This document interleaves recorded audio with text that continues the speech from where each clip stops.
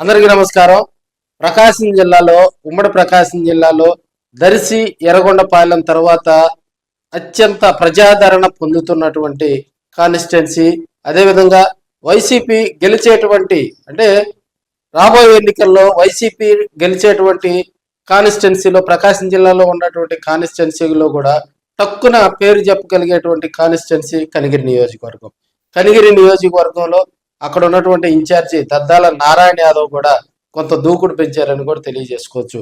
ఈ కోటి సంతకాల సేకరణకు సంబంధించి భారీగా కార్యక్రమాలు నిర్వహించడం, అదేవిధంగా ఎందుకంటే 2024లో కొన్ని రోజుల క్రితమే దద్దాల నారాయణ ఒక మంచి యువకుడిని జగన్మోహన్ రెడ్డి గారు తీసుకొచ్చినటువంటి సందర్భం. సో ఆయన జడ్పీటీసీగా స్థానికంగా ఉండేటువంటి వ్యక్తి, బీసీ సామాజిక వర్గానికి సంబంధించినటువంటి వ్యక్తిని 2024లో వైసీపీ తీసుకొచ్చింది.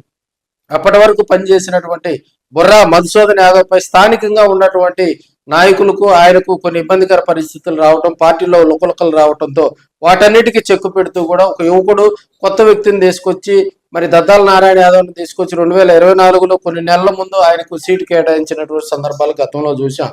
సో అప్పుడు జరిగినటువంటి పోరులో 2024లో మరి కూటమి వేవులో కూడా ఆయన ఓటమి చవి చూడటం జరిగింది.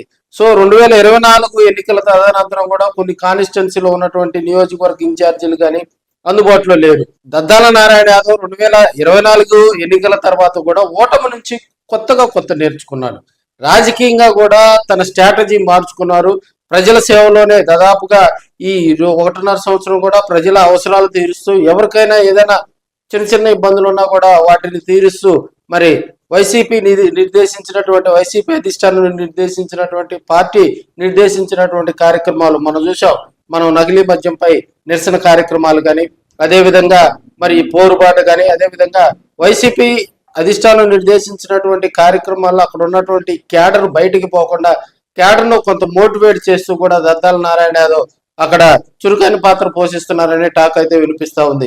అదేవిధంగా కూటమిపై అక్కడ కొంత అసమ్మతి వచ్చిందని దాన్ని కూడా ఇప్పుడున్నటువంటి ఇన్ఛార్జిగా ఉన్నటువంటి దద్దాల నారాయణ యాదవ్ దాన్ని వైసీపీ వైపు మలుచుకునే క్రమంలో కూడా కొంత సక్సెస్ అయ్యారని కూడా అక్కడ టాక్ అయితే వినిపిస్తుంది. అదేవిధంగా ఇక్కడ రెడ్డి సామాజిక వర్గం, సో అదేవిధంగా ముస్లిం సామాజిక వర్గం, దళిత సామాజిక వర్గం, ఈ 3 కమ్యూనిటీలతో కూడా ఆయన చాలా దగ్గరగా ఉంటూ వారితోటి కలిసిమెలిసి వాళ్ళ కుటుంబ సభ్యుల్లాగా కూడా కలిసిమెలిసి ముందుకు సాగుతున్నారని మరి అక్కడ ఉన్నటువంటి నియోజకవర్గంలో ఉన్నటువంటి వైసీపీ నాయకులు కార్యకర్తలు అందరూ కూడా తెలియజేస్తూ ఉన్నారు.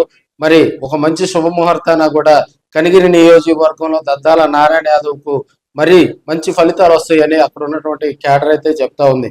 అదేవిధంగా ఎందుకంటే ఆయనకు ఇప్పుడు ప్రస్తుతం కనిగిరి కాన్స్టిట్యున్సీలో అపరిష్కృతంగా ఉన్నటువంటి సమస్యల మీద దృష్టి పెట్టడం, అదేవిధంగా సోషల్ మీడియా వేదికగా కూడా ఈ మధ్యకాలంలో దద్దాల నారాయణ యాదవ్ ఆ పార్టీ వైసీపీ స్థితిగతుల్లో, అదేవిధంగా వైసీపీ పార్టీ జగన్మోహన్ రెడ్డి గారి ఆశయాలను ప్రజల్లోకి తీసుకెళ్తూ సక్సెస్ అవుతున్నారని అక్కడ కొంతమంది రాజకీయ విశ్లేషకులు కూడా తెలియజేస్తూ ఉన్నారు. 2019 నుంచి 2024 వరకు అక్కడ ఎమ్మెల్యేగా పనిచేసినటువంటి బుర్రా మధుసూదన్ యాదవ్ కు చెక్ పెడుతూ మరి జగన్మోహన్ రెడ్డి గారు దద్దాల నారాయణ యాదవ్ తీసుకొచ్చారు. అదేవిధంగా జిల్లా పార్టీ నేతలతో కూడా దద్దాల నారాయణ యాదవ్ కు వైసీపీలో ఒక ప్రముఖమైనటువంటి స్థానం ఉంది. వివాదరహితుడు, అదేవిధంగా సౌమ్యుడు, అదేవిధంగా చిన్న వయసులోనే రాజకీయాల్లోకి రావటం, ఇవన్నీ వెరిసి మరి అక్కడ ఉన్నటువంటి క్యాడర్కు అందుబాటులో ఉంటూ వైసీపీలో కూడా కొంత సీనియర్స్ యాక్టివ్గా ఉన్నటువంటి సీనియర్ లీడర్స్ సలహాలు సూచనలతో కూడా 2024 ఓటమి తర్వాత ఆయన స్ట్రాటజీ మార్చుకోవడం జరిగింది.